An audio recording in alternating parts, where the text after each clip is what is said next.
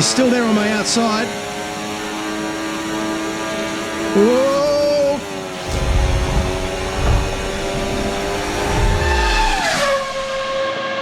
Alright guys, hello and welcome to F1 24. So we're going to be doing a short race today, 5 laps around Spa, to let you know what my impressions are of this brand new racing title. Now I've spent a bit of time in F1 23 over the last couple of weeks doing this track as well, to give me a good baseline for comparison and let you know what kind of differences I'm feeling. But before we get into that, firstly, big thank you to the sponsor of today's video, Acertech Sim Sports. Now if you want to check them out, they've just recently dropped their pricing across pretty much their entire range of sim racing products. So links down in the description below if you want to check them out, and a big thank you to them for sponsoring today's video. Now, while you're down in the description box as well, if you're wondering what the hell's going on with my hands here, yes, it is my real hands, and I just noticed I can actually see my reflection in the screen there as well. So as I get my gloves on here, also, if you want to see more about this setup, if you're wondering what the hell you're looking at, there is a rig tour linked down in that description box as well, so you can check that out for all of the details. But let's not ramble on anymore now. Let's get underway and check out F1 24. All right, F1 24, let's do this. Oh, missed the start there. Terrible start. That's all right. I got a feeling all hell's about to break loose through turn 1 anyway. Live of the space, there we go. And we got Russell on our inside and our teammate Piastri behind us. We might tuck in behind Russell here, I think. Whoa, had to back out there. Where is Piastri? Not too close behind me, we're okay. So one of the things that I've always enjoyed about these F1 games is that the cars, the AI cars I should say, do battle each other and you pretty realistically. They're not like, say, Assetto Corsa Competizione, for example, where, whoop, see, he's defending there against me, which is exactly what I'm talking about. So, yeah, they don't just sort of hold their line and disappear in the background as soon as you overtake them. They do fight back and do things like what we just saw from Russell there. So that's one thing to keep an eye on as we get on through this quick race. But what I'm noticing immediately here, and I haven't watched anybody else's reviews or any other content on this game for the very specific reason that I wanted to give you my raw impressions without having any sort of external influence at all. What I have read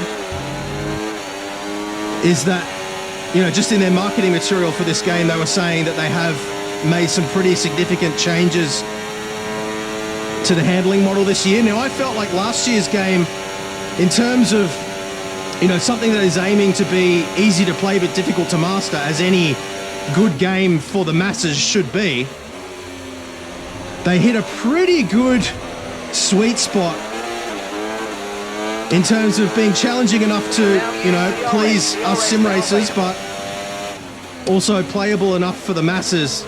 Bit of a dive bomb there on Russell. Got to get a move on though. Let's get after Verstappen now. He's still there on my outside. Whoa! That was pretty sketchy. Realistic though.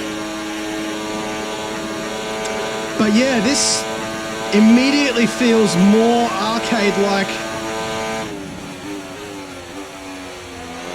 Oh, Russell did not want to be passed. That's what again, what I was talking about the cars around you battling against you rather than just disappearing into the distance. That was actually really cool. You might make a mistake. But yeah, the handling does feel more arcade than it did last year. Now, obviously, I've never driven a real-life F1 car, so take what I'm saying here with a grain of salt, but the turning in particular just feels very disconnected. Like you feel like you could just turn at any speed and the car will just respond. There's no sort of sensation of understeer or anything like that. So you don't feel like you're at one with the car. You can't sort of understand its characteristics and its handling and sort of drive to those conditions. You kind of just point it where you want to go and it just goes that way. Now,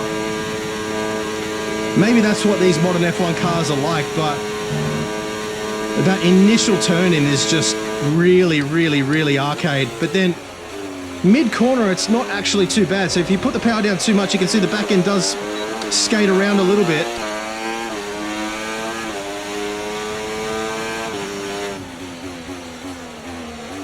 but I don't feel connected to the car like I did in F123. Maybe I'll get used to it over time, but it doesn't feel natural like that game did. So yeah, look, again, just through a ruse there, the car it just turned. Like there was no sort of end, there was no sensation at all whatsoever of the car wanting to sort of continue in its initial path. There was no sort of sensation of centrifugal force or inertia or anything like that. And when I run over the curves as well, it doesn't unsettle the car. At least not on this circuit.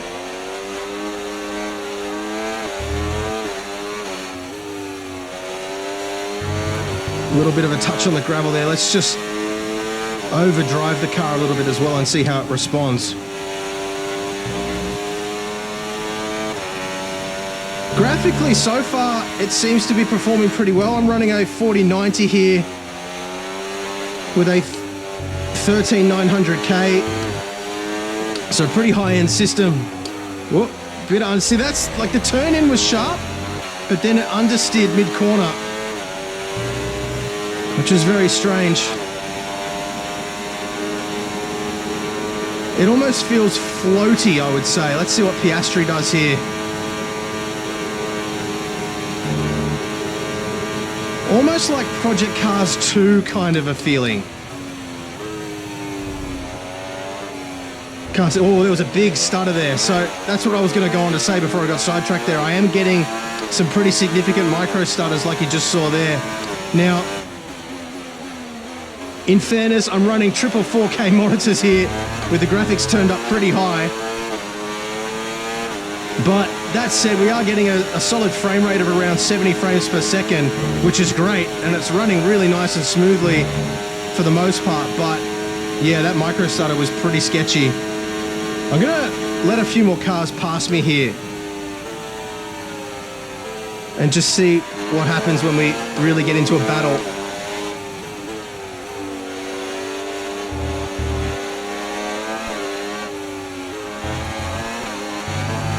Let's get after Sonoda here.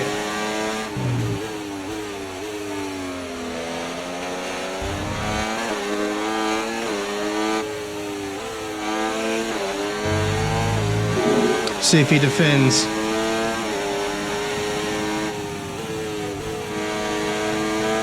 Almost touched him. Yeah, so he's moving across to defend, which is good.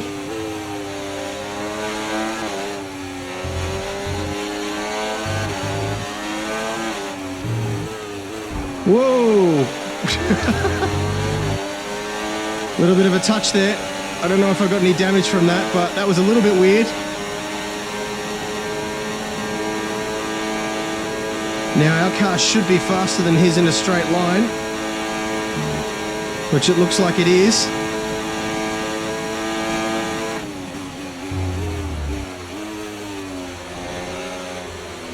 We'll see if we can fly past him under DRS here. Okay, coming into the final lap now.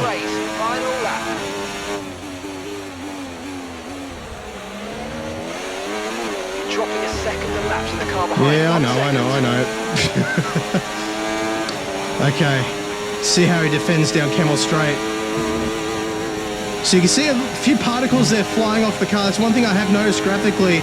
The game hasn't really changed in terms of the overall look and feel. But I am noticing there's some particles flying off the cars now when they bottom out, which didn't happen before. So that's interesting. That's one little thing that I did notice. Not too much trouble there passing Sonoda. But yeah, look, in summary for now, as first impressions, it kind of just feels like a more arcade version of the same game, to be honest with you guys. I mean, the UI and everything is all exactly the same as it was previously. Nothing's really changed there. I'm not really particularly interested in all the various different game modes and whatnot. I just want to jump in and do a championship and race. But yeah, to me, as I guess a more hardcore sim racer and a casual player of these F1 games, I can't help but feel like it's a step backwards in terms of the handling, and everything else just kind of feels the same to me. So, I mean, no doubt it'll sell like hotcakes because everybody wants to have the most recent tracks and cars. And I mean, you can see the updated version of Spa here as well, which is of course really good to have. But it's kind of one of those things where people buy it just because it's new. Bit of a mix up there with Piastri in front. Not sure what happened there as I hit neutral, but yeah, otherwise, not really all that different. So let me know what you guys think down below as well, guys. But that is my first impressions. See you later.